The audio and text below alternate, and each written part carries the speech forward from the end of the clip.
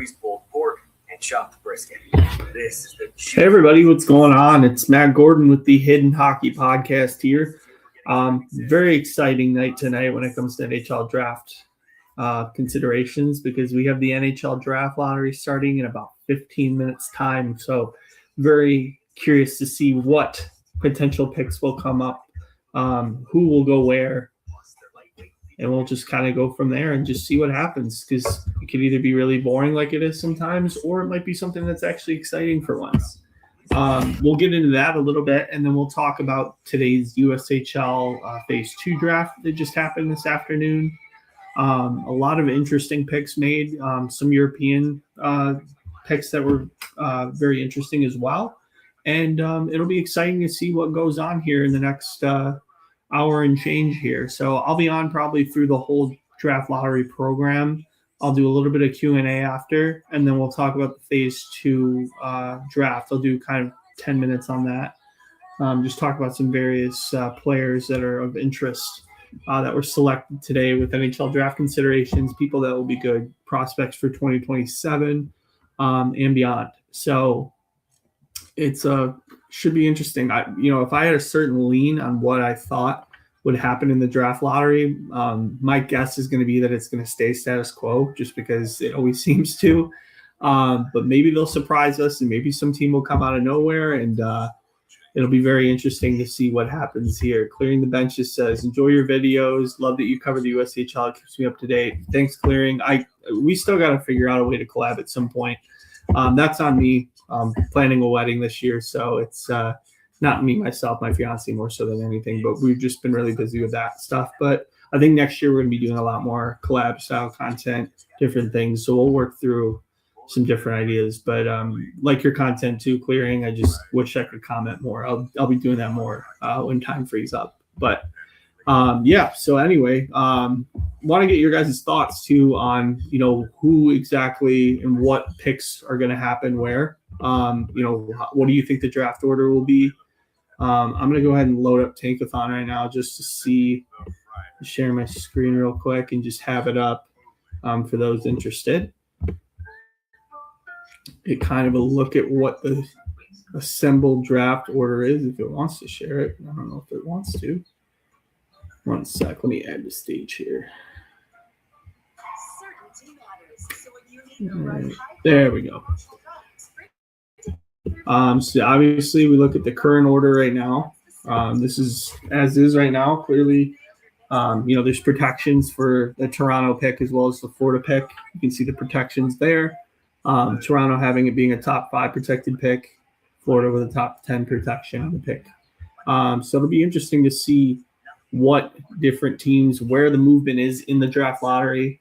What teams could really benefit from having the first overall pick and a chance at Gavin McKenna. I'm inclined to think that Vancouver would love to have a kid from Western Canada in their vicinity for sure. I think McKenna would do really well with the Vancouver Canucks. Chicago, I think everybody would groan unless you're a Chicago Blackhawks fan if Chicago got another first overall pick. The Rangers could use the opportunity as well, but again, they've also had ad nauseum first overall picks, second overall, third overall guys. They haven't made Kakko work. Lafreniere has been a decent ad, but nothing that you would have thought based on his number 1 overall selection in 2020.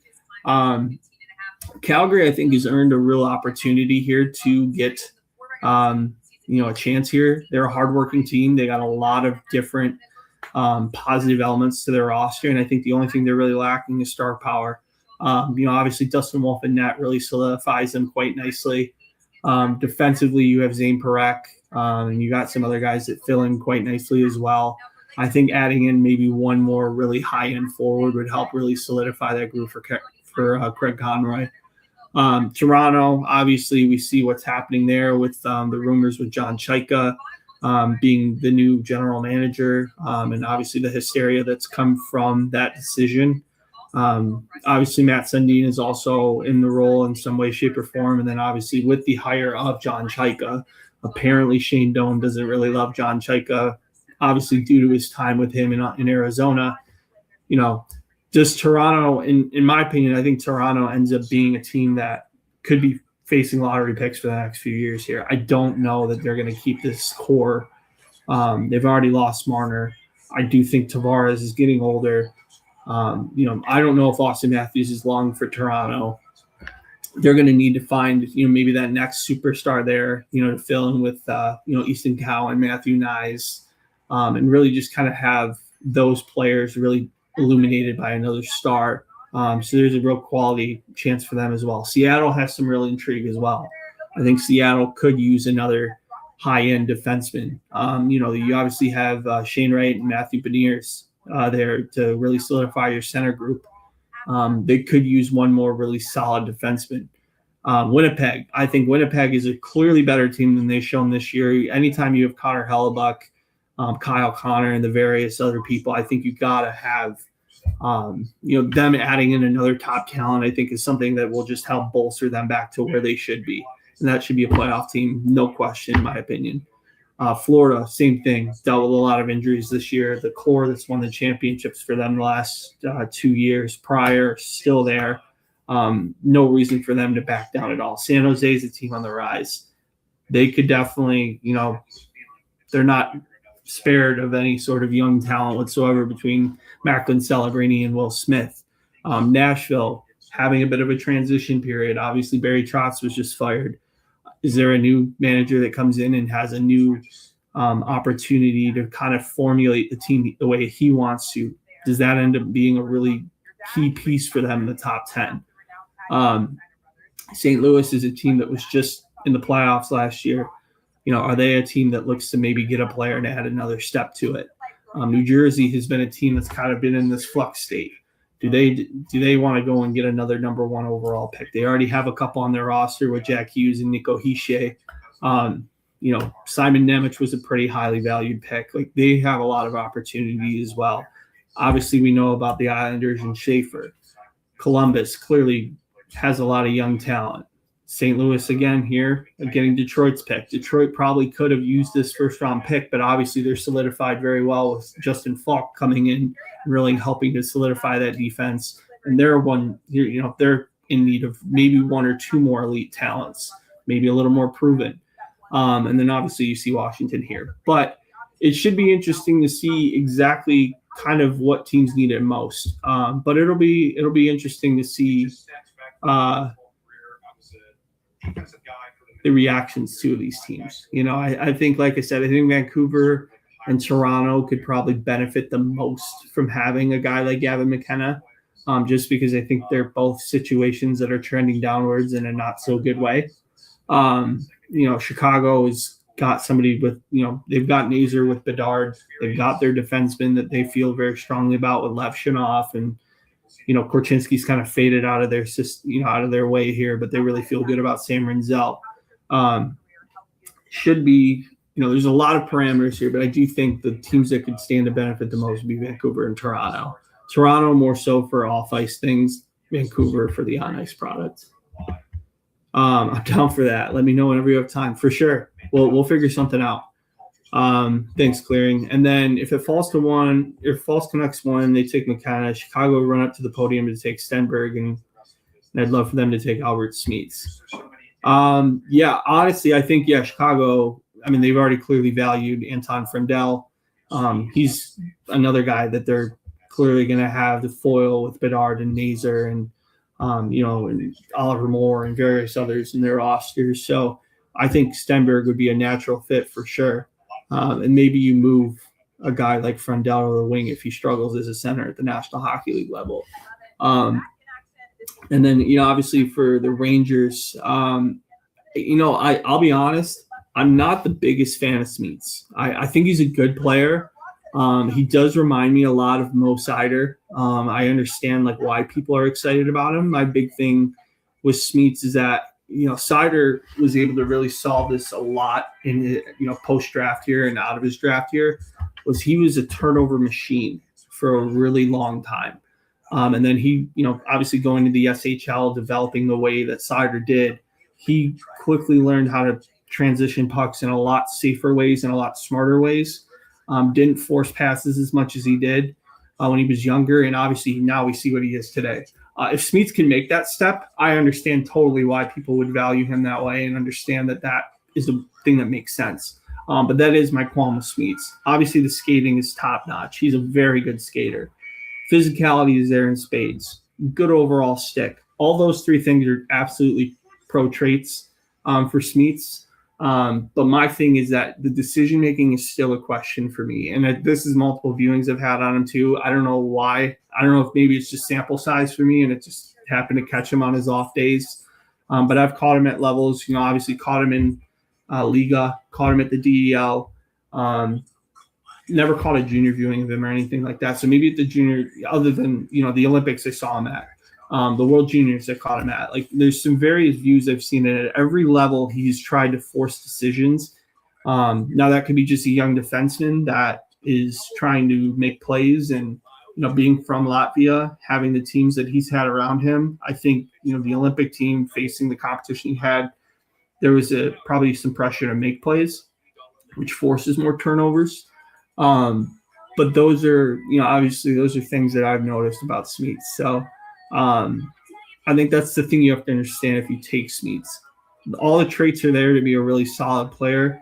Can he fix the IQ part of it to make all those pieces really supplement nicely into a top pairing defenseman?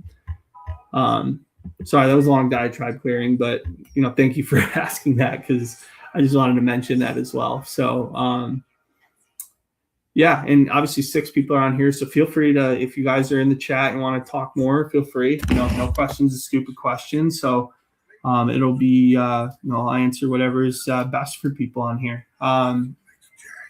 We're still waiting here. We got about 5 minutes before ESPN decides they want to have the coverage here for the Giraffe Lottery.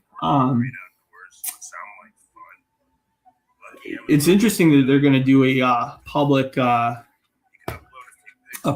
lottery draw. I'm curious to see how that works, because it's a new thing this year. I hope that it's something that's actually entertaining and it isn't just a gimmick.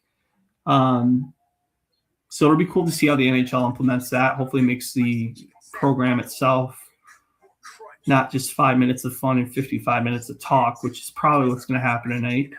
But it'll be cool to see where these guys kind of fit into play here. Where the picks go, how those decisions are going to change the way people are viewed prospect wise. It'll be an interesting thing. Clearing says great breakdown, Smeets. Thank you. Appreciate that, man. We go through here now, and we got I might go into a little bit just right now, as we're waiting. Just some fits, I think, really makes sense for each of these teams. I'm just pulling up my board real quick. I wasn't planning on doing this, but honestly, this seems like an intriguing thing to do. So I'm going to go ahead and do it. You might hear audio coming through, and if you do, it's just me watching the video feed. So there might be some lapses during the programming where I get locked in. Bear with, and those are probably good times to jump in the live chat. Let me split screen here real quick. And I'll split screen at the feed as well. Obviously we can look at, we talked already about Vancouver. To me, McKenna seems to be the natural vertical there. With Chicago, Stenberg would make a lot of sense. I don't know that they'll go defenseman with Chicago. I think they've already got their depth there. So if anything, it's going to be a forward, I feel. So, whether it's McKenna or Stenberg, one of those two in that variety, those are the only two to me that could be a top 2 potential selection. At 3, one, obviously, Clearing mentioned that Smeets would be a good selection for them. I do think they go with a rangy defenseman. You look and you see that Keandre Miller has struggled this past year and a little bit the year prior. Adam Fox is he long for New York? I don't know. There's a ton of different opportunities here for them to bolster their forward group as well. I think across the board, there's not a lack of talent with New York. It's just I think there's certain pieces that are missing that are not allowing them to be a better team. Like this team is not that far removed from being a President's Trophy winning team. Like there's clearly talent and people that are there. Igor Shesterkin is still going to be there. He's still got a long-term contract. He's clearly a piece you build around. So they have to do something here with a high-end talent. Can you wait for a guy like, like a Ryan Lynn, for example? I don't think Ryan Lynn would go this high at all. That this would probably be if he happened to fall to second. Chase Reed, is this an option here for New York? Do they go and get Reed here at 3? Keaton Verhoff, to me, I think he's gotten some mixed criticisms. I don't think he had a very good U18 tournament, which I think does suffer him a little bit. He's still my 3, but he may not be my 3 for long. Forward-wise, do they shock the world and decide they want to go Viggo Bjork here and just go with the high-end skill that's clearly been showcased through the year? I wouldn't hate that if I were New York, because I think Bjork is an all-world IQ offensive talent. I think he's in 6 months, when we start to see him come into the season and be he may even play next year and be a rookie in the NHL. If he finds himself in the National Hockey League, I don't expect a learning curve with him. I think this is a kid who's going to clearly come into the NHL and probably step in and be a Calder candidate. I really think that highly of his IQ. Calgary here, do they go and take Verhoff? Do they go Reed? Does this open up for like Malhotra, for example, could be a fit there. Toronto, they're looking at anything right now. You're clearly looking for any sort of good talent that you can see here. Is this where Nathan Belchetz fits in? Is it a little high to take Belchetz at 5? I feel like it's something they might do, though, because they do like the fact that they have Matthew Nye. So you pair him with another really good, big, skilled offensive forward that also has a little bit of an edge. Seattle here. Do they start to lean? This might be where the run on defenseman comes into play. If Reed's still there, is that a spot for them? Does a Carson Corrales come into the picture? Does a Daxon Rudolph come into the picture here? There's a lot of different opportunities for them defensively to look at here too. Same with Winnipeg. I think that's a real opportunity for them as well. Florida. I honestly, at this point, you take the BPA. I think there's so many different opportunities for these teams. I don't want to break down the rest because it's pretty much the same philosophy after that. But it's going to be a fascinating situation to look at here with how these rosters may or may not break down. We'll go here now. If you're Calgary, McKenna, and Stenberg are gone, do you go BPA and take defenseman, or do you select need with Malhotra or Bjork? I think they may want somebody, because Parekh isn't necessarily the most offensively Parekh is not the most defensively responsible guy in the world. They may want to couple that with a defenseman. It's hard to say, though. They could go either direction. I think it makes a lot of sense for Calgary to look at a high-end forward, but it also makes a lot of sense to foil somebody with Parekh. Obviously, Bruštevich is another guy who's been a very intriguing prospect for them, who, again, another puck mover, but also needs a big physical guy to maybe pair with him and really highlight and illuminate his real traits. If it's me on the board, I've kind of leaned in on it already. I really think Viggo Bjork is going to showcase himself well as a National Hockey League player. I think he's just hitting kind of the ceiling, or actually he's not even close, honestly. He's like just hitting the floor of what he could be. I really think there's a high-end thinker, a creative guy, similarly like a Matvei Michkov. Obviously, Michkov hasn't really had the season that everybody's expected, but I think there's a lot of variables too as to why he hasn't been able to showcase his talent as well as like a Connor Bedard or a Celebrity has. People underestimate the fact that it's a 22-year-old Russian kid who just lost his dad a couple years ago, right in his draft year, comes over to a new country, completely foreign to him, with a new language, new diet. There's a really insightful article that one of the Philly beat writers did that talked about the struggles that Michkov had. I look at him very similarly. Like Bjork and Michkov have very, very similar IQ points in their games. So my move would be to do Bjork. I understand if Malhotra makes sense, though, here. I think that kid's quickly rose up the boards. I do question the offense a little bit, but the skills and skating is definitely top-notch. It should be really interesting to see what happens here going into the rest of this here. I'm going to listen to audio real quick because the program just went on, and then I will get into the question after Mickey. Two drawings to determine the first round order of the 2026 Upper Deck NHL Draft. Now let's take a look at the big board with how the odds stack up going into tonight's lottery. We've got 1,000 combinations of balls divided among the 16 non-playoff teams, and one combo designated as a redraw for a total of 1. Do you guys hear the audio okay? Just in case you're not watching and you want to hear the audio. The more combinations they get. So Vancouver with 185 combinations has an 18.5% chance to win the lottery. This all might seem confusing, but really, a child could understand this. And who better to explain than last year's first overall pick, Matthew Schaefer. Hey there. I can't believe it's been a year since the Islanders. Oh, I'll watch that later. They're showing the Schaefer clip. I haven't seen it yet, but I'll watch it later. It's more important to talk to you guys anyway. So we'll go ahead here. Mickey says, do you see any teams trying to move into the top 5? I think Nashville could be a team that looks to move up. I think they might look, somebody might want like a Jonathan Marchessault, maybe move him up to one of these teams. Maybe Toronto decides they want to get some more proven talent immediately instead of getting younger guys. I could see that definitely being like a potential trade partner. I could see, Detroit wouldn't be a bad idea if you're really trying to get high-end talent. I think that would make a lot of sense. Let me look at the rest here just to kind of compare. I'm going to scroll up here. Boston could definitely use, is Pasternak along for Boston? I don't know. There's a real opportunity for him to potentially move on, right? I think they might decide they might not want to move up into the top 5. So I think, Nashville, Detroit, and Boston would be my 3 to, if they pulled assets together and really wanted elite talent, I think those 3 teams would be potentials.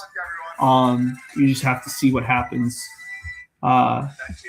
with the group here. So good question, Mickey. Appreciate it, man. Martinis, Paninis, great name. Says yes, we can. Perfect. Sounds good. I think you're newer, Martinis. I don't remember you ever commenting, so welcome. They're going through. They mentioned here the top 5. Sam Constantino, who's Sportsnet's prospects expert. They got McKenna, Stenberg, looks like Reed, Verhoff, and Malhotra, I thought, was their 5. Gavin, we've seen you in Medicine Hat. We've seen you in Yukon. Tell us what you're up to and where you are right now. I'm in Kelowna right now. I was in Med Hat watching their playoffs there for a little bit. I got to see the boys and skate with them a little bit. And, just in Kelowna right now, training, getting ready for whatever's next. Springboarded by a 14-point World Junior Championship. You come back to Penn State. Unbelievable second half. Some adversity along the way. What did you learn this year playing at Penn State? I definitely learned a lot. I think. He sounded. I don't know if you guys heard that. He sounded a lot like he was. The Yukon accent came through. That was funny. Mickey says Calgary would never allow Calgary to pick first. Feels like I don't even know the last time. I don't know. Have they ever? I'm trying to think if they've ever picked first.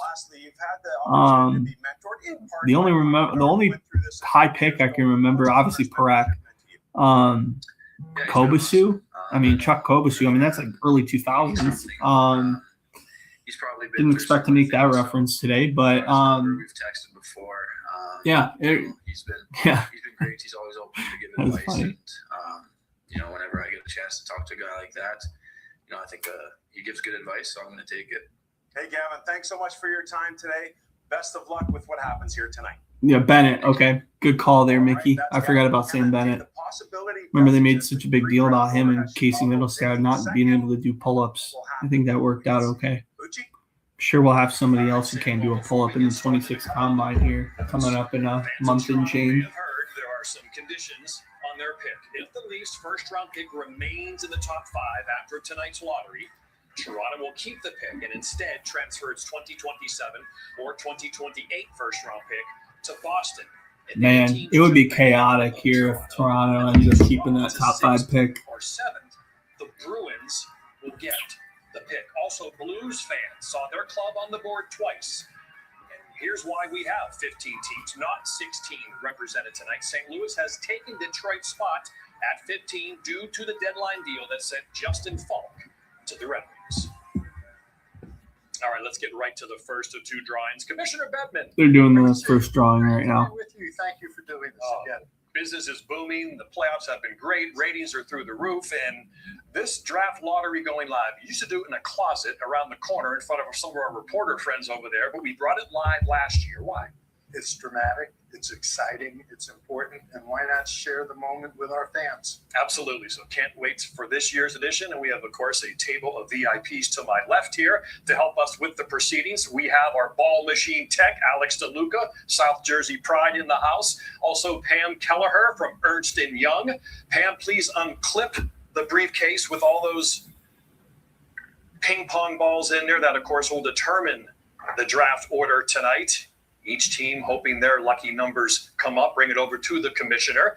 And while they do that, let's say hello to our official timekeeper again, NHL Vice President Thomas Meany, and also to confirm the lottery results, Deputy Commissioner Bill Daly. Good evening, Bill. Evening. Great to see you. So, Commissioner Bettman, there they are. Alex, why don't we load up the machine? There we go. Those are the teams hoping that their combinations of 4 come out. And we'll start to load the machine. 1, 2. So while we load the rest of the balls into the machine, we'll take a quick timeout. You'll be able to see the rest of this process unfold live during the break. The 2026 NHL Draft Lottery begins 90 short seconds. Oh, you want Dr. Pepper Zero Sugar? I like how they say you're going to see the process and then jump to a commercial. That makes sense. Mickey says here, I'm guessing Gary gives Chicago first. I will audibly groan if that happens. That's for sure. And then Mickey says, how hard is Toronto gripping the stick right now? Yeah, I'm sure they are. I'm sure they are. They got to be. The whole Chaika situation has got that whole fan base in a real bind. It should be funny to see what happens. All right, they got it all rolled up now. Hi, I'm Max. I'm here to So dumb though. Why would you say you're gonna have it go live and then go to commercial for 10 seconds before you put the feed up? I guess you could say that. Nobody really thought that through at ESPN, I guess. I wonder if Sportsnet's doing something different. They probably are.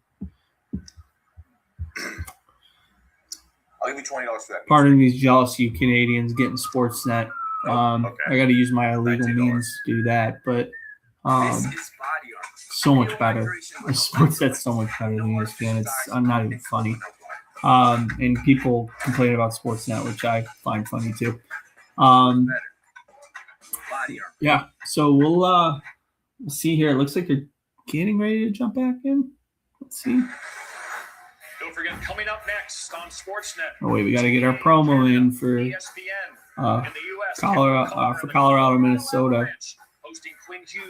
Hell of a game, by the way. That Colorado Minnesota game was tremendous. The first game was one of the better playoff games I've seen in a minute. That was a really fun game to watch. Lottery ball is drawn. You'll see the odds change and which teams are eliminated. All right, we're gonna find results here. I'm gonna shut up. The time has come, Mr. Commissioner. Please get our first draw started.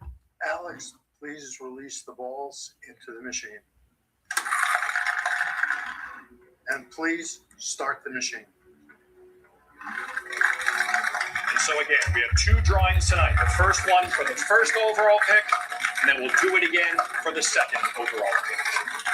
Thomas, please start the clock. So 15 seconds 0. The balls will mix around into the machine. And again, as each ball is drawn, you'll see the odds change next to each team. Draw.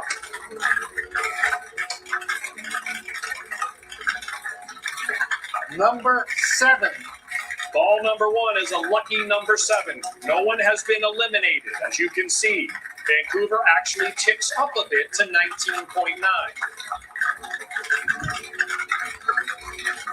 Thomas, start the clock, please. Don't forget, the teams under the red line, New Jersey, New York, Columbus, St. Louis, Washington, cannot get to number 1 overall, but they can move up 10 big spots, which they would love to do. Draw.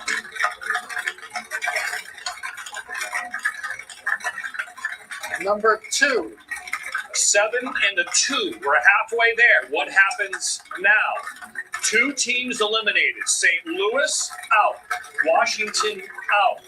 Good move for the Rangers. Look at Seattle. They haven't had a number 1 pick. They're up to 18% now. Thomas, start the clock.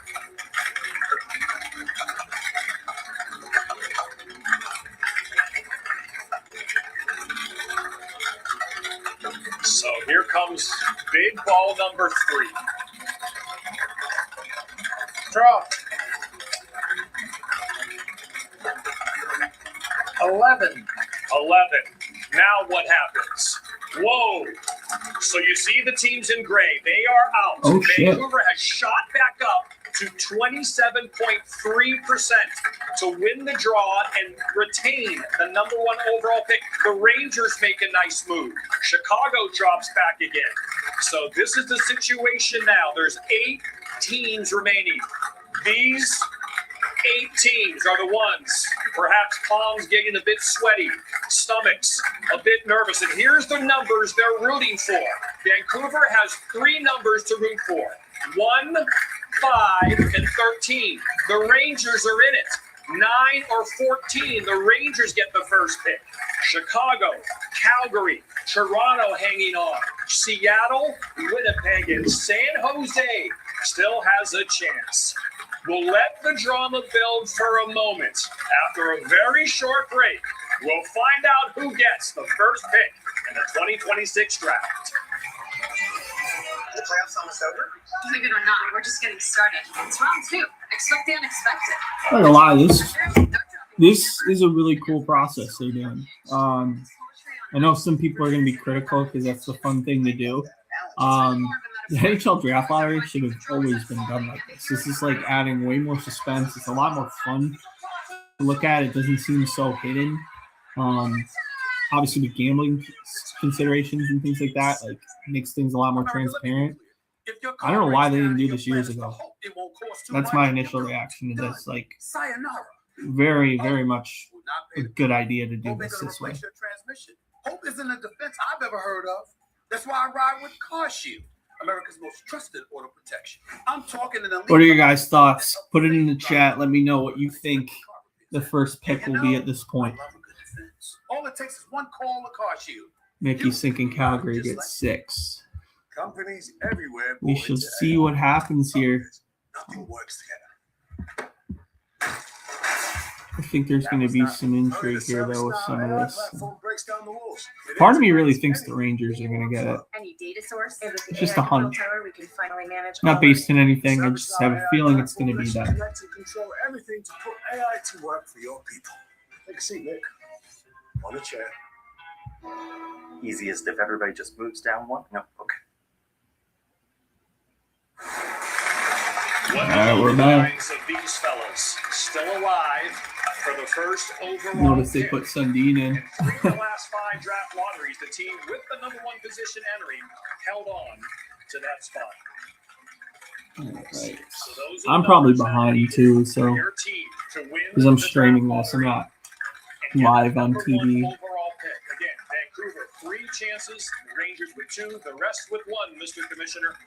Thomas, start the clock. Again, you see All the right. numbers on your screen. Those are the numbers Here she they want to goes. see pop up through this chute. It comes down to one bouncing ball. Who gets the first pick of the draft? draw. 12. Oh, fuck off. No way. Toronto. 12. The Toronto Maple Wow. Leafs have won the NHL Draft Lottery, and Matt Sundin is smiling ear to ear. We did say it. Wow. I just fucking said that. That's hilarious. So Toronto is officially your number one overall selection. Deputy Commissioner Bill Daly. Wow. I can confirm it is official. Toronto has won the first draw in the 2026 draft lottery. And as a result of winning the draw, they have the number one overall selection. Well, you know they're going McKenna now, right?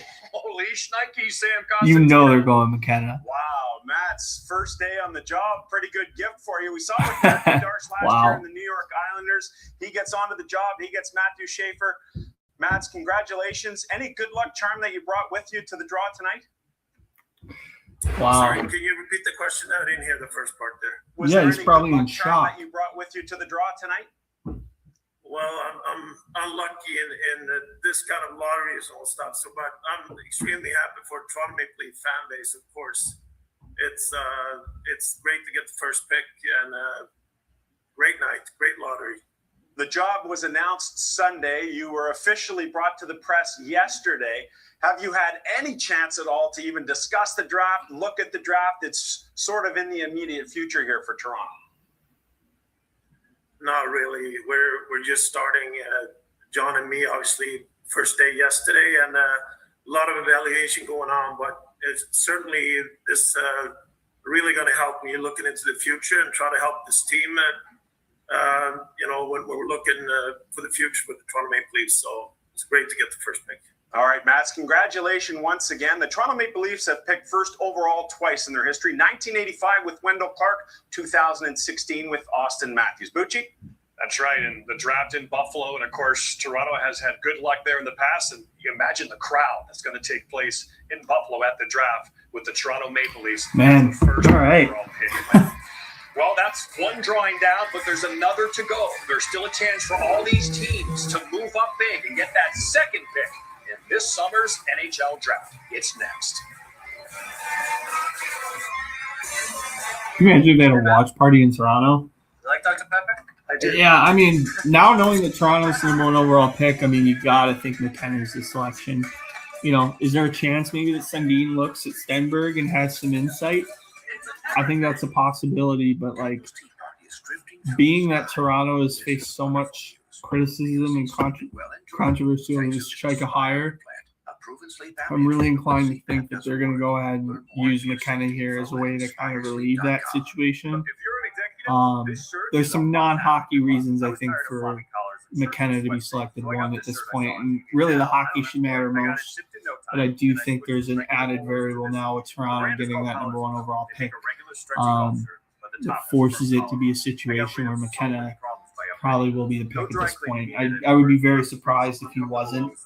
I would have been surprised anyway if he wasn't, but this just confirms it for me. Curious to see what everybody's thoughts are too. I kind of agree that they're going to do that. Nikki says, "Do you think they'll move Matthews?"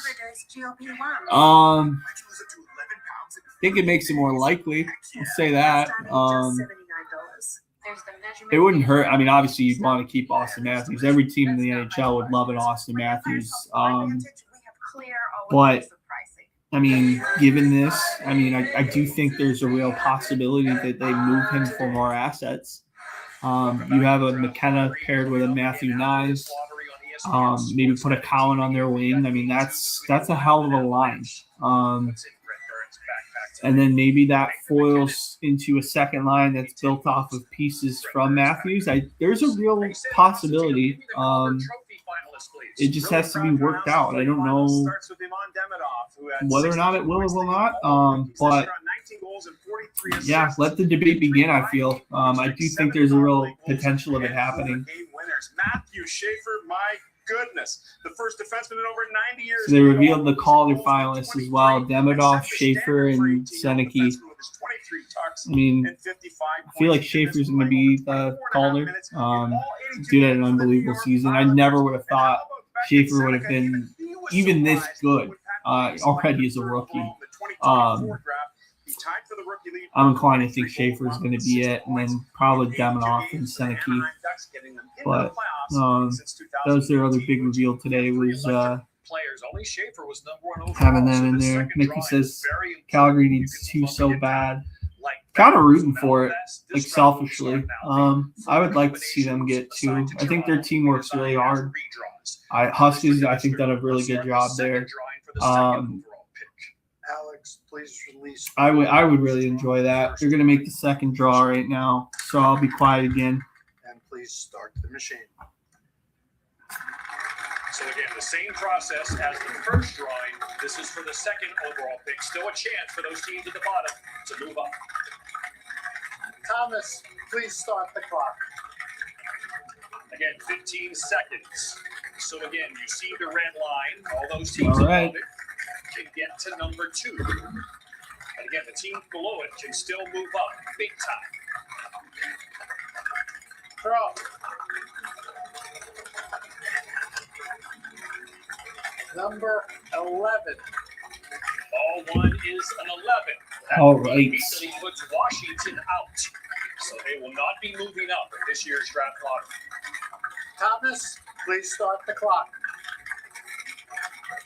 A good ball for Vancouver, a good ball for Chicago. That's who will follow Toronto with the second overall pick. Draw. Number 4. Number 4, Bobby Orr. So it's 11 and 4. That knocks out St. Louis's pick from Detroit. It knocks out the Florida Panthers as well. Good weekend for the owner at the Derby. Not looking good so far for Calgary. We'll see. Hey, look at Vancouver up to 21.2%. Thomas, start the clock. Good weekend for Vinny Viola. Yes, it was. At Churchill Downs. So you see Chicago in a good position, 19.7. Again, Toronto, if they win this thing again, will have to have a redraw. Draw. Man, that would be nuts. If they would have a redraw, that'd be crazy. Ball 3 is number 3. 11-4-3. Now, where do we stand? No way. I swear to God, if they redraw, this is going to be crazy. 18%. Drury's up to 18%. So again, 16. This is going to be really interesting for a here. chance at the second overall pick in this summer's draft in Buffalo, New York. Again, Toronto number 1. So these are the remaining balls that the teams need to pick second. Vancouver 5 and 8. Chicago All right, 6. come on. New York 1 and 13. There's Toronto's. Calgary's out, which sucks. Hopefully, you're hoping for a redraw, Mickey. I already know it. 7 or 9, they get another top 2 pick. Thomas, please start the clock. San Jose went Celebrini and then Misa last year at number 2. And Mike Greer has a chance to get up there again if he gets a 7 or a 9. 2, 10, or 12, we have a redraw. We do not. And it's the San Jose Sharks. Are you kidding? Mike Greer has done it again. How the hell? The Sharks are going to pick second overall. At the Duke Toronto, draft. San Jose. Smile, Mike. It's a good night for you. Wow. And look at the watch party. And now, to make it official, Pam Kelleher and Bill Daly. Crazy. The numbers all add up. Crazy. San Jose Sharks won the second draw of the 2026 draft lottery, and as a result, will own the second overall selection in the 2026 NHL draft, with Vancouver dropping to position number 3. What a result. So, yes, Vancouver hoping to come in with that first Wow. pick, falls to 3. They're still excellent Sharks players. with Stenberg is going to Number be 3. sick. But it's Toronto Yeah. who's to 1. And Yeah, Sam, I mean, we're talking to Mike Greer every the thing year. that makes me curious, though, That sure does. Well, Mike, congratulations. is that You had 6 first-round picks in each of the last I do 3 wonder years. You have another 2 if that this year. opens the door for Really, the cupboards are defensemen getting here, full. When too. you look at this pick, what do you think? Because, I mean, you have of players? Celebrini, you got Smith. You kind of run into the Edmonton Oilers early 2010s dilemma. Is you have so many high picks, but the best picks are forwards. They've been doing their work. I'm inclined to think they might go defense, and Nicky just asked it actually. What percentage would you give the Sharks selecting defense? very talented player. I over 50. I mean, I do think there's a likelihood that they go Because defense you have had here. so many Now, first-round picks, because of the direction that your club is in right now, can you lean a little bit more towards positional need as opposed to looking yeah, at they're best just asking player, or is him that still whether the it's theory here? positional need. Let's see what he says. I think for the most part, we're probably going to look at best player. It's still a long road for these kids, long runway, a little different than the NFL draft where they're plug and play. These kids, there's some runway for them. So, we'll probably look at best player available. Mike, congratulations once again. You'll be picking second overall in the 2026 draft. Bucci? Wow, it's going to be McKenna, Stenberg, 1-2. It's going to be interesting to see which order they go. Well, Bill, Wow. there's the official list. There's the official list of the top 16 selections in the upcoming There's the NHL picks draft. there. So At we number go 16, the Washington 4 Capitals. for Chicago, At 5 number for the 15, Rangers, the St. Louis Blues. 6 Calgary, 7 At Seattle, number 8 14, Winnipeg, Columbus Blue 9 Jackets. Florida, The New 10 York Islanders Nashville, hold the 13th 11 overall St. selection. Louis. The New Jersey Yeah, wow. That happened. So that's really interesting. So let me see if this refreshes the order on Tankathon so we can get the actual order. We reset and see. Yeah, they flipped it already. So there's your official order there, people. Let's debate this right now for a little bit. Nikki says, I think they'd be crazy to pass on Stenberg. Mickey, I that's the only thing is I think they probably are going to want a high-end defenseman. So I'm inclined to think they're going to lean in positional need, even though they always say BPA. I would agree that Stenberg's probably the 2 overall, like in terms of talent. I just know they got Misa, they got Celebrini, they got Will Smith. They probably do need a guy who could break out defensively. I just think they might lean here into Reed or Verhoff or Corrals, or there might be a lean there. And it's purely because of that reason. Talent alone, Stenberg should be 2. But I do think positional needs going to come into play there. Vancouver now, they were thinking they had McKenna or Stenberg. They still might get Stenberg depending on what happens here with San Jose. They're probably happy not to make the choice, if I'm being honest. They might look and take Stenberg and run. To me, he would be a really good fit there. Chicago here at 4. This is maybe, again, there's a Caleb Malhotra coming to play here. They seem to be – I remember reading that they were pretty keen on him. Chicago was. So, there's a real possibility of that being the case. New York slips down to 5 here. Same with Calgary getting 6. Nikki, you nailed it here. I guess Calgary gets 6. Honestly, if they get 6, do you go with a bigger – maybe Balchets is the move. Do you go and get a defenseman? Carson Corrales is from Western Canada. I think he'd be a great fit there to foil with Parekh. Smeets might be picked in the top 5. I think any of these teams, he seems to project like he will go in that direction. If Smeets there at 6, I think Calgary might take him there. Seattle, they're probably looking and saying, hey, we'll get whatever falls down. And I think the gapping in this class is interesting. I think this year it's going to be more based in like some different things. I do think that there's a little more viability here. Once you get past like 5 or 6, there's going to be that depth goes to about 20 in my view. I think that looking at a tier system in terms of where I think guys rank in the class, personally, I think to me, McKenna's his own tier in my view. Stenberg's his own tier in my view.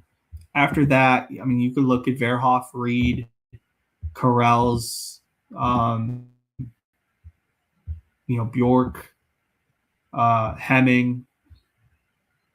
Hemming I'd probably put below the tier actually. So here's how I would tier it out. I should have really rephrased this better, so my apologies. McKenna, own tier. Stenberg, own tier. After that would be Verhoff, Bjork, Reed. Probably throw Belchets in there. Probably throw Malhotra and Smeets in there. next tier starts with like Oscar Hemming, Ryan Lynn, Marcus Nordmark, JP Hurlbert, Tynan Lawrence. They kind of fit in their own tier too. You throw in Daxton Rudolph into that conversation. Carson Corrales fits into that conversation. After that, then you start to get into like the, Nikita Klepovs, the Ilya Morozovs, Elton Hermanson, who might have even bumped up into that next tier. Alex Command is a guy who I think should be highly viewed. I think there's, real conversations on some of these guys. And then after that, you kind of get into like the 25 to 70 tier, in my view. There's like a huge grouping of guys that all, depending on what your wants are and needs are, you could take them the first, second, third round. Just depends on where you feel they could fit. He says we're loaded at right-hand D. Because I think Brustevich, I want to say, is a righty. They'll probably look at left-hand D or Malhotra or Bjork if still available. Being loaded at right-handed D, though, is a pretty good thing to have. Corrales, to me, seems to be a really good fit for Calgary, and really reflecting and looking back right now. Out of the left-handed defensemen, your right-handed defenseman, Verhoff's a righty, Reed's a righty, Ryan Lynn's a righty.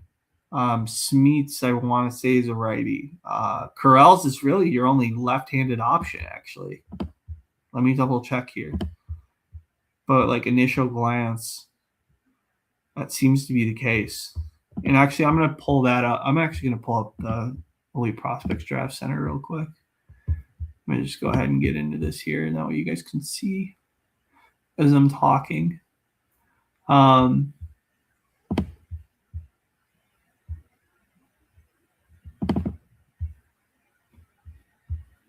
Not wanting to load it.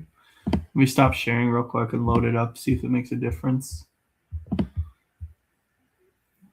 But yeah, I really think that Corrales will be a really highly thought of selection if you're going defense.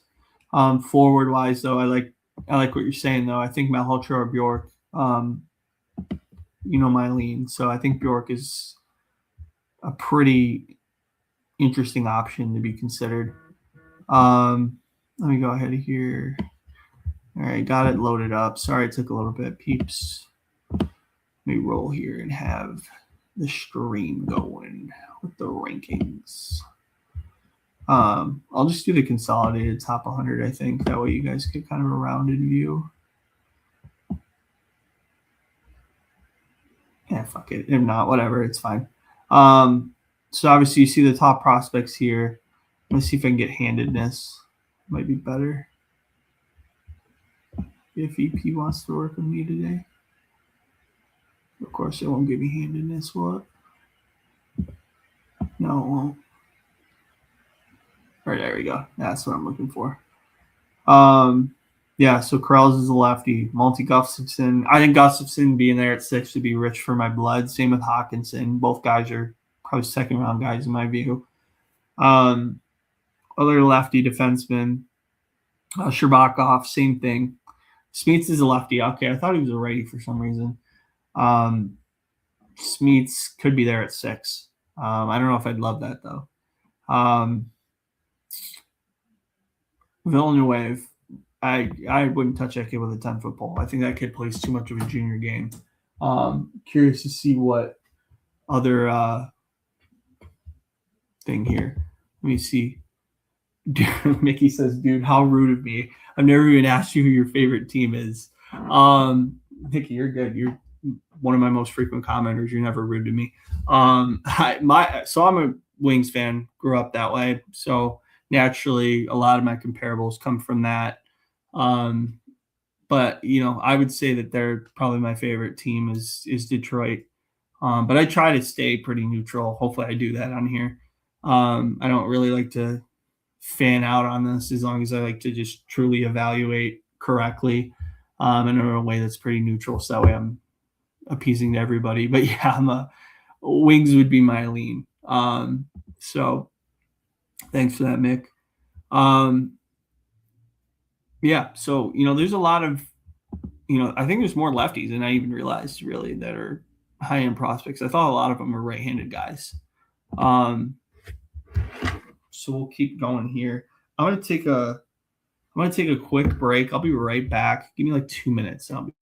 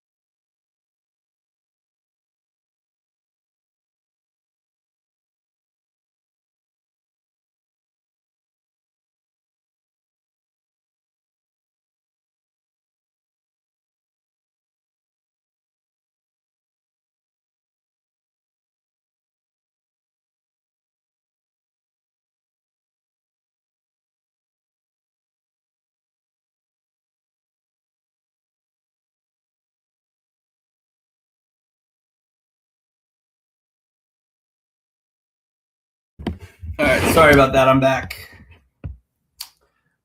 So Mickey says, how do you feel about Stevie Y? How much road do you think the organization will give him? As long as he wants. And that's just something that, as a Wings fan, a lot of people have to understand. Like, the Ilitch family knows that he's been a winner. I don't think he's absent of criticism. I think there's some things that he's done due diligence-wise that I don't really love. Everybody likes to point out the Jake Wallman trade. I do think Jake Wallman could have stayed a Wing. I'm not really sure like where the disconnect was, and it's never been really publicly reported. So, not really sure why that's the case. But that's one that was clear due diligence that probably should have been thought of a lot better in the way he handled it, because he's clearly still a very good talent. I look at, Andrew Kopp has been kind of up and down. Played really well this year, but prior to that, very much not a good player. Comfort. The pro scouting has really been the big thing, honestly. I think they do a good job developmentally, except for defensemen. I don't think they don't evaluate defensive talent very well. Sider was kind of a unicorn because of the way he developed, and I think he's got an incredible drive that's led him to be what he is. Forward-wise, they have no problem identifying really good tops, middle six, bottom six checking line guys, even high-end talent. They definitely find their way offensively. There's no issues there. But things I would improve would be the pro scouting element is terrible. You got to really, really evaluate that. And then, I think, Stevie and the staff amateur-wise, I think he's done a really good job. I just would like them to see, maybe take some more enigmatic talents. I would love Detroit to go after, and obviously they can't without a first-round pick. But a Marcus Nordmark kind of guy, a guy who's an incredible talent, but he's not your typical 200-foot guy that the Wings always get. They've got that in spades. My thought is that they should really look to consider getting into, some high-risk talent that could pop off and be a superstar. I really like Igor Shilov as well for Detroit. But with Stevie Y, I do think there's going to be a longer road than most think. And I don't see him, unless there's a real fade off. I mean, there's clearly expectations and pressure, and he kind of acknowledged that in his presser, and for good reason. There's some criticism that deserves to be launched, but I do think he is still good at his job. I think he's a good evaluator. I think he's good with people. I do think he manages the team pretty well. I just think there's little elements of things. Players themselves as well have to be better overall. That answer's got to be found in the locker room, not in the management booth, in my view. But the manager also has to bring in talent. So it's kind of a twofold issue in Detroit, in my view. But thanks for that, Mick. Yeah, so that's the gist here. Teos Carr says they picked up ball 5 at the beginning and put that shit back in. This is all rigged to be against Vancouver. I'm done watching the National Hockey League. Hey, man. I don't know if that was the case, but I understand your frustration. You're still going to get a good player at 3, though, man. Like, I wouldn't worry about it too much. I think there's thanks for the question, Teos Carr. Yeah, I mean, it's frustrating to be a Vancouver fan right now. I think their management is all sorts of ways. Jimmy Rutherford, to me, should just really call it quits. He's not – I don't even know if mentally he's been there for the last couple of years. And Alvin, I don't think has helped either. I think, structure-wise, they got rid of JT Miller. Him and EP had their issues. Rick Tocchet was not a good hire for them. I don't think he's a good hire in Philly either. I'm not a big fan of Rick Tocchett's. I just think that's an organization really trying to find an identity. And as a Vancouver fan, I would understand that being very frustrating. So I get it, man. I get the frustration being a Vancouver fan, especially with the luck that Detroit had in the lottery over when the Wings were not great. So we can get more into this stuff in a minute, but I'm going to get into the USHL Phase 2 draft that happened today and talk a little bit about that. And then I'll do a little bit more Q&A towards the end, but I'll probably get off here in about 8:15 or so. But I'll get into I'm just going to do a brief, 2 or 3 minutes of the Phase 2 draft. So I'm going to go ahead and share the screen here and talk about some of the really good prospects that came out of this Phase 2 draft today. Get my notes here off to the side as well. In terms of teams that I thought drafted really well, I really liked what Tri-City, Omaha, Fargo, and Dubuque. I think Dubuque was the real winner out of the Phase 2 draft today. One thing that I really enjoyed was the risks that some of these teams took. So, overall, the first few picks, nothing really that stood out to me. Obviously, Greg Nida played a little bit in Sudbury for the Wolves this past year at the OHL. He's going to play in the USHL this year after playing prep school for Choate Rosemary Hall, which is a pretty good prep school in the Northeast. Ole Darth was a guy who I identified earlier in the year that I didn't talk about in the podcast, but thought was a real potential interesting guy, and Dubuque Quinton selected him, so he likely will come over. Draft ramifications-wise, Thomas Chernenko has been widely thought of to be a first-round guy. Muskegon gets the opportunity here to select him in the first round today. That's an intriguing guy as well. I think he would be a really impact player pretty quickly in the USHL. And then Tim Tuzin is a guy who I identified on my list, the list I had internally, is a guy who could potentially be an intriguing future NHL prospect, probably in the later rounds. So that'll be an interesting watch as well. Going now here to obviously Green Bay here took Jamie Glantz. Jamie Glantz had a really good U18s this past week. Hill will be a guy who in 27 will likely be a first-round consideration guy. So that should be an interesting player to watch for Green Bay. I think he'll be a really good talent there. Move now to the third round with some guys, and Romeo Edvardson Sorensen. Green Bay traded up and picked him today. This is a kid who I think could find himself picked in the middle rounds here in the 26th draft. To be able to then play in the USHL in your draft year should mean that he's a top 6 forward for Green Bay. I think there's a real opportunity for him to find himself in the USHL, find good footing as well. We'll keep going here. Some other guys I'll mention as well. There's a real gap here where I didn't watch a ton of these guys. Noah Sansa Kitala for Waterloo. This was a decent selection here in the 5th round. In today's draft, I really like Sansa Kitala's game. A kid is Belgian and French, so he's a dual national there. I believe he's the first Belgian of any sort to be associated with USHL, so that's a pretty big deal for them as a country. Alex Sokolov is a kid here who is very not well known, but I think in the next year or two he will be more well known. He's a really interesting player. Came over from Russia, committed to Brown for 2028. This is a kid who's going to probably take a couple years in the USHL to develop, but once he does, I think there's a really quality potential pro here. He'll be a guy to kind of watch going forward. This was probably the most fascinating pick in the draft for me. Was at 83, Daniil Yermolov.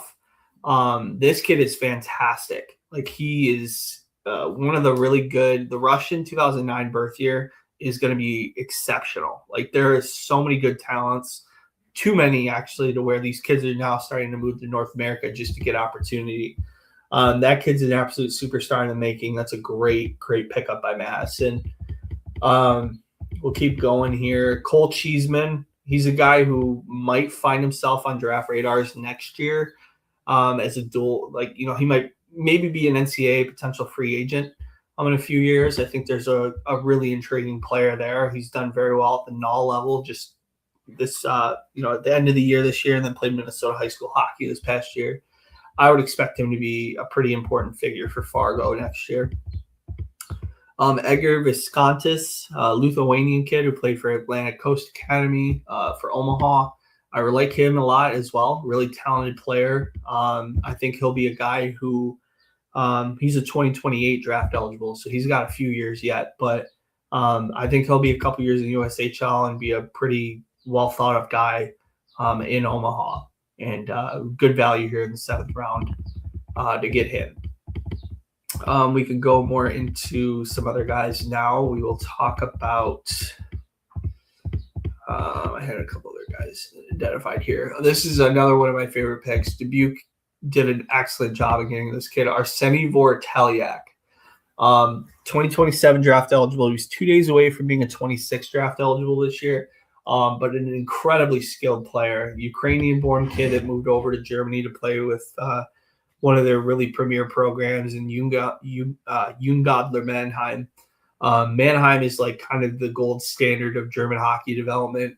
They've developed guys like Mo Seider, Stutzla went there.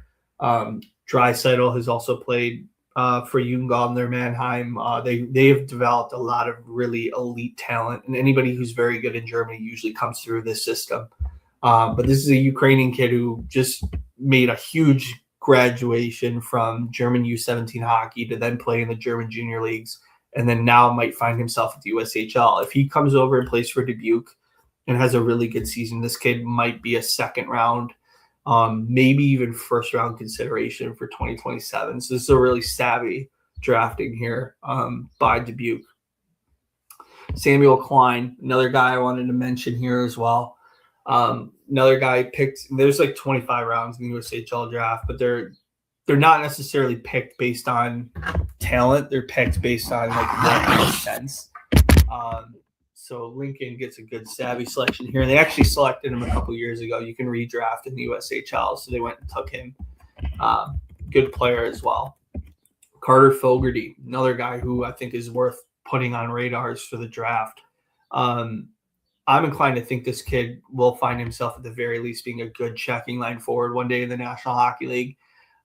Just brings it with a good edge, a little bit smaller, but not afraid to hit anybody, not afraid to beat people in the corners. He's not your typical 5'9", 180-pound guy. Like he is actually kind of a feared guy out there. And so he'll be a real interesting watch if he comes to Omaha in the USHL. Some goaltenders I want to mention here. Mons Goose is a guy at 179, and at 175 you got Fabian Salaskanas. Salaskanas is a guy who you will start to see on some 27 radars. I would argue he's probably one of the top 2 or 3 goalies that will be selected starting next year in 27. I definitely think he's a guy to look at and identify pretty early. So good job on Fargo doing that.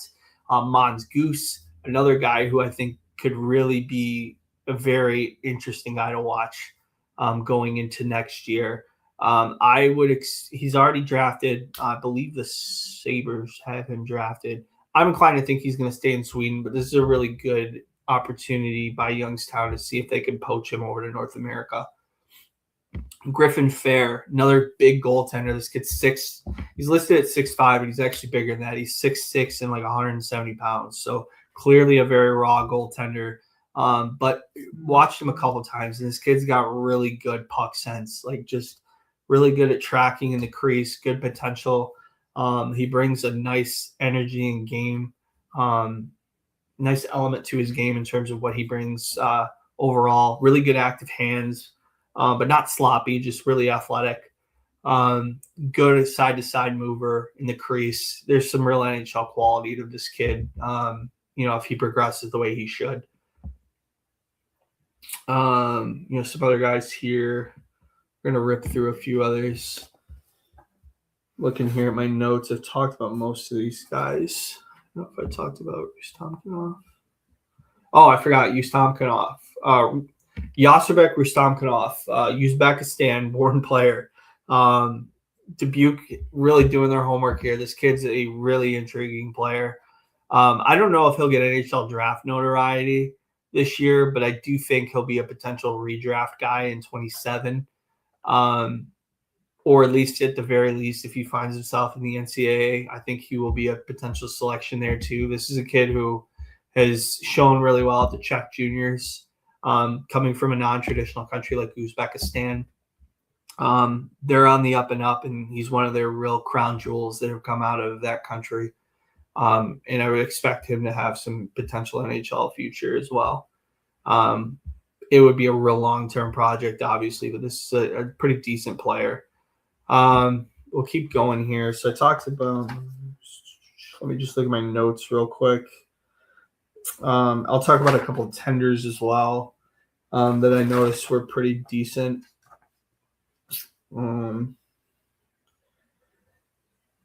Yeah, okay. And then one last guy I want to mention who was picked, and then I'll get into 2 tenders.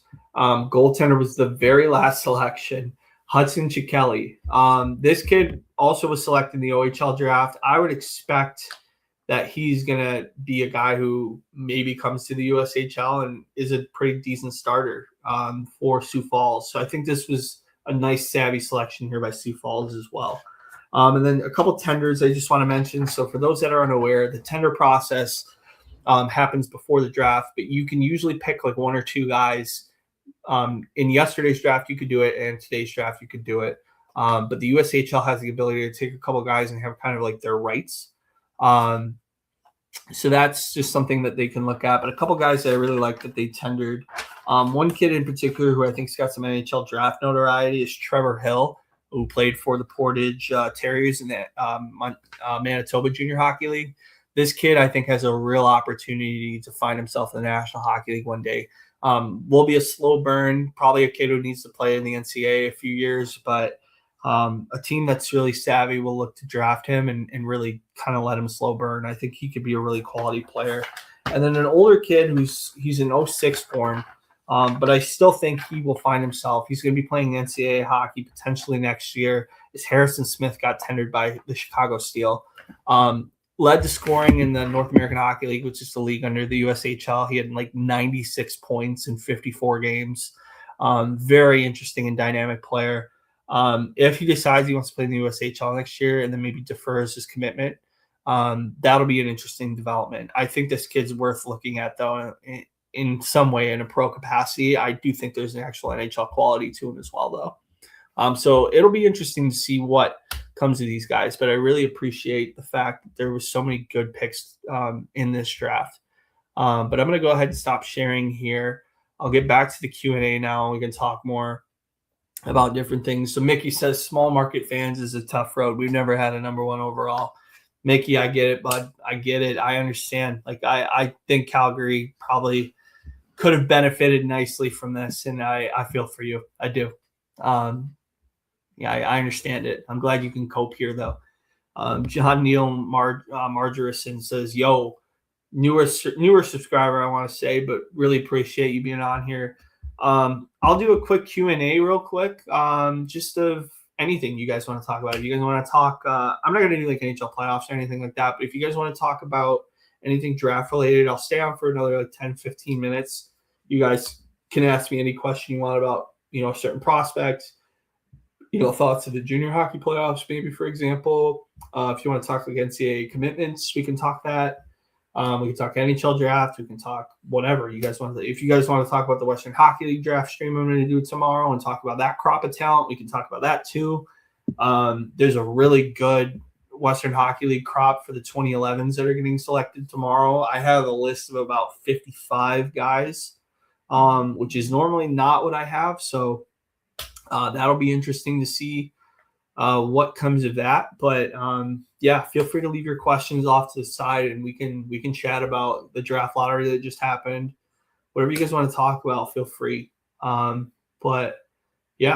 Just overall, really busy week for the channel. So if you're new, please do yourself a favor. Please subscribe to the channel. I really appreciate it. I didn't do any promo before the start of the stream just because I wanted to focus on the draft lottery, but share it around. I've gotten a few subscribers in the last couple streams, so I really appreciate that. I'd love to get to 500 by the time NHL draft starts. So spread the gospel, let people know, and let's grow this thing. I'll never lose the core of what this is. I really appreciate everybody who's been on here. It'll always stay very similar to this, but want to have a bigger family here and have a lot more people commenting. So would really appreciate it when you share it around. Let people know this is the place to learn, where your nerdiest prospect friend can teach you different things that you may not already know, or if you want to chat to me ever, it's totally fine too. Mickey says, will GM work to let the Ruck twins play together, or is it total cutthroat? Maybe there might be a GM that might want to Brian Burkett. I do think, though, that there is this thought out there in, like, basically from what I've been reading, to me, looking at like what I'm reading, the insights I'm gaining from it, I think that one team might take one in the first, one in the second. Probably Liam in the first, Marcus in the second, because I think there's concerns with Marcus's shot, at least from what I've read in evaluators. I think both are first-round quality guys, in my opinion. I would take them probably anywhere from like 25 to 30, like somewhere in that range. So if a team has two late firsts, I could see that happening, or like a late first, early second. That would be a natural fit, I feel like, for the Ruck twins. But they're very quality players. I love their game. They've done an excellent job in Madison Hat. They've been they were good with Mathis Preston when they played for Okanagan back in the day. Like, they've always been skilled players, so it's not surprising that they've done well. We'll keep going here. I got another probably 10 minutes or so. I'll stay on, but shoot questions away. Let me know what other questions you guys have, things you want to talk about. We'll throw them around here. Be like Mickey, be like John, be like Mr. Clearing the Benches here, which may or may not, he may still be on here. If not, whatever, is what it is. But keep the gospel going. Appreciate you guys that have commented and share this, content and stuff. Like I said, road to 500. That's kind of what I'm shooting to be at. And we'll keep this thing going as much as we can. But I really appreciate those that have, stayed on, commented, shared the content, been around. It's awesome to see, the growth here in the channel, and it's cool. But Calgary already has Bosch, so let's do it, Calgary. Yeah, Andrew Bosch is going to be a good player too. I forgot to mention him earlier, but he's a quality player as well. I think he'll be in the National Hockey League maybe in a couple years, but he'll be there.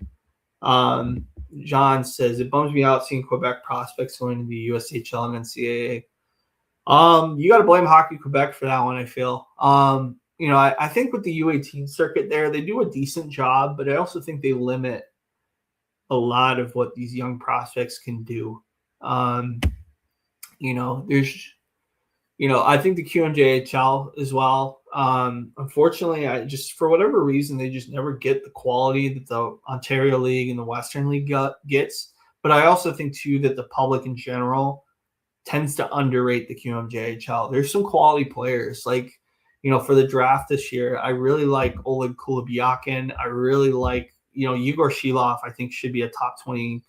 I actually even have him like just outside my top 10 on my board. Vlasov, who played with him in Victoriaville, I think is a real quality player. Like, there are good talents that come out of the QMJHL. We look at Caleb Desnoyers. Once people finally realized how good of a player he was, he got the notoriety he deserved. Oliver Smirnieks is a guy who had clear injury issues through the year, but he's a quality player. Definitely should be in first and second round considerations this year. Like, the Quebec systems aren't bad. It's weird to see the pattern that's developed. And I think it's just a top prospect decided to make that move. Everybody follows along because it worked for them. And that's kind of what's led to this situation with Quebec players. It's an intriguing and curious situation that hopefully gets corrected, because it would be nice to see some Quebecois really find their opportunity within and staying within that area. Because obviously, even Montreal, like the Canadians in general, they really don't get high-end Quebecois talent either. And I don't know if that's by choice, just because of the pressure or what it is, but it's an interesting situation for sure. And then John says Xavier Villeneuve too late in the first, hopefully. Xavier needs to really go to the NCAA. I know that's very contrary to what I just said, but I just think he toys around in the QMJHL because he, can move around and skate very well. But I do have concerns about his game, no question. I think he still plays too much like a junior hockey player. I don't think there's a lot of translating for like his game in the pros right now. He's gonna be a guy who, if you're picking him, you have to look at him being a guy you bring in the NHL at 22, 23. I don't know that he necessarily is a guy who I would be personally taking a risk on, but I know teams will likely have him in their late first, if not early second. To me, historically, I think he'll be a guy that goes in the second, just because of how I've seen drafts go over the last decade and change. I've watched drafts. But it'll be interesting to see where he falls. He'll be a guy that might be a real rangy prospect. Mickey says, I appreciate talking to you about hockey. None of my friends like it. Sorry for hugging the podcast. Mickey, that's why we're here, buddy. That is why we're here. Never feel bad about commenting on here. I got people in secret too that people that don't comment on here that DM me pretty regularly as well. So it's not crazy. It's cool. I love it. This is why I love doing it. Hopefully one day I can, make some money doing this too. But at the very least, if I never make money doing this, I enjoy just having the conversation into a screen, into all of your living rooms, into your tablets, into your phones. Me talking hockey is a real passion of mine. It's what I love to do. So never feel guilty. And this goes for anybody on the chat. Never feel guilty about asking a question. I enjoy it. I love it. It's the whole reason why I've done this. So never feel guilty about it, Mickey. And then, we're going here. We still got a few minutes left before I'm going to jump off, but we can keep going, talking about a lot of different prospects. Some other trends I saw and have been seeing within these drafts that have happened recently has been a lot of there's been just a lot of non-traditional talents that are coming out now that I think more teams are willing to take risks on. You look at a guy like Viscontis is from Lithuania, or Stamkhanov is from Uzbekistan. There's been guys selected from Kazakhstan, guys from these countries that aren't necessarily the most hockey traditional countries, but they have talent. And I even think there was kids that were not selected today that probably should have been. And I think a lot of it is due to the fact that there isn't really eyes there.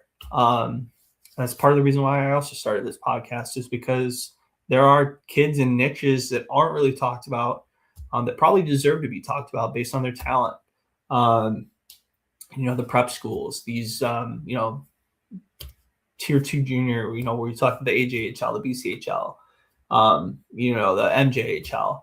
the SJHL. There's talents that are across all these leagues that honestly could probably have some real pro upside. They just don't get the notoriety they deserve.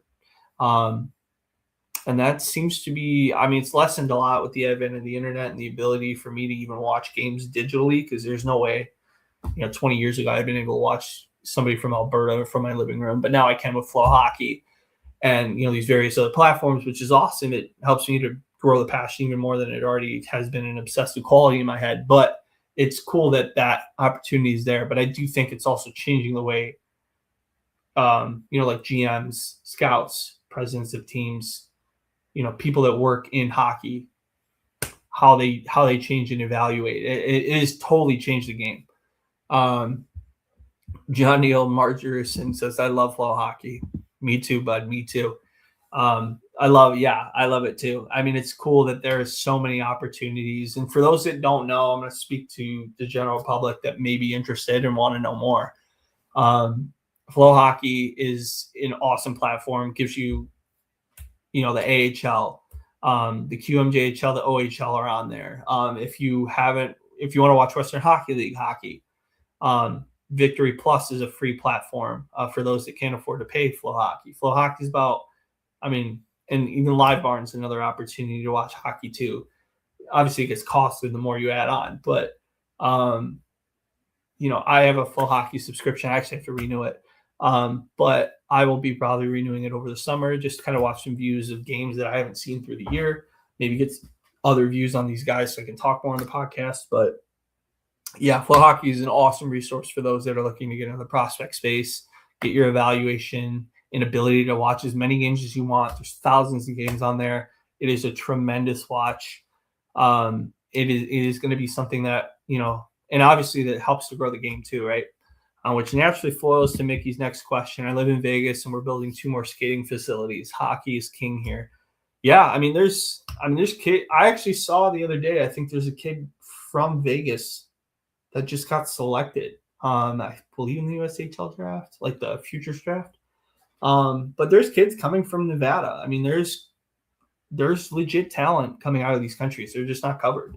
Or coming out of these areas like Vegas, like Nebraska is obviously got the Lincoln Stars, has been there for a while. They're starting to produce some real good talent. Rutger McGroarty is from Nebraska, which is a crazy thing to think about. We see the advent of what happened with Gretzky in Florida and California. There's hockey in these niches that people may be aware of, but there's not a common thought behind it. And that's kind of what also led me to kind of explore this channel, because it's another added element. I love talking about younger hockey players and where their pro upside and projection is. But the other thing I like talking about is things that most people don't know about in hockey. That makes it really kind of a fun thing. And I haven't really done that as much on the channel as I probably should. I'm actually thinking about maybe doing a series on things you didn't know about the NHL.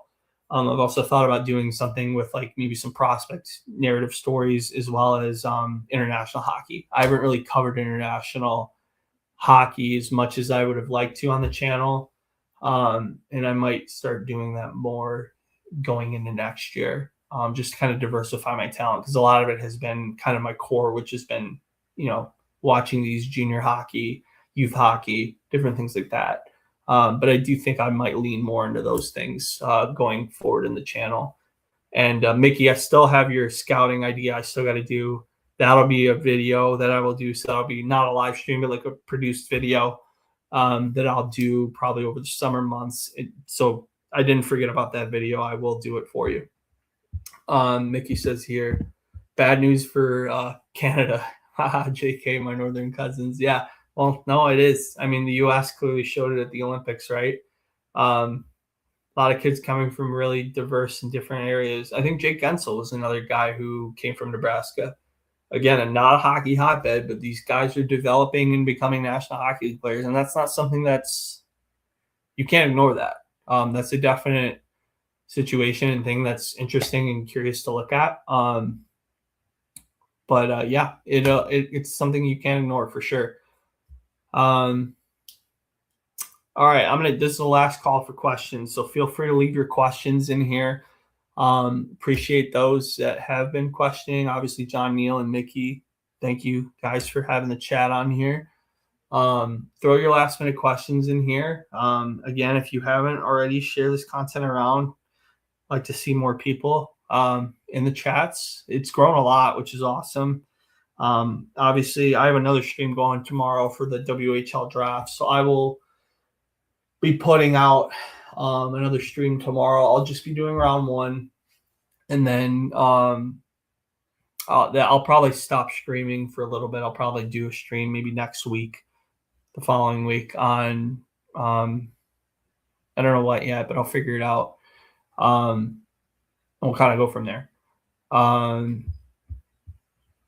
Mickey says here, what professional athlete do you wish chose hockey instead of football? Mine's Tyreek Hill. Dude would have been so sick. Yeah, I mean, the speed would have been awesome. Mickey, I'll give you some stuff here. This is for the whole chat too.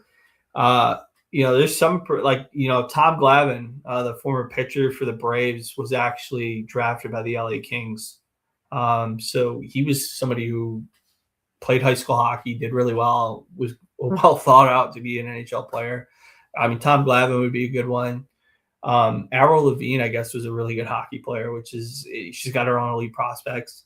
Justin Morneau, another baseball player, he ended up getting some games in the Western Hockey League. Keanu Reeves was somebody who ended up playing junior hockey, actually tried out for the Windsor Spitfires. There's a lot of different stories that aren't really told, and I might do a video on this one day too. Just about different people you wouldn't expect that were really good hockey players. J.J. Watt, Jason Kelsey, both of those guys would have been really good hockey players too. Obviously, both chose football, but both of them were high-end high school hockey players and found their way to maybe potentially have at least college experience, which is really cool. But yeah, Tyreek's pretty sick. My vote would probably be what I just mentioned a bunch of them, so I really didn't answer the question, but cool insights hopefully for you, Mick. All right, y'all. I think I'm gonna end it there. If you have any other questions, you think of them later, throw them in this chat. I'll answer them as we go along here. But appreciate those that have been on here. Appreciate everybody that shared content. You keep coming on here. It's awesome. It's great. I'll be doing another stream tomorrow for the Western Hockey League draft. If you're interested, hop in that tomorrow. I'll be doing that at 6:45. That'll probably be about the same length as this stream was today. So look forward to seeing everybody on there. Thanks again for all the questions. Appreciate those in the chat. John Neal, keep commenting. Hopefully you're on tomorrow. And Mickey, love you. Appreciate you. And appreciate everybody that's been on here. For that, I'm going to go. Really appreciate everybody. Have a good night, and we'll talk tomorrow.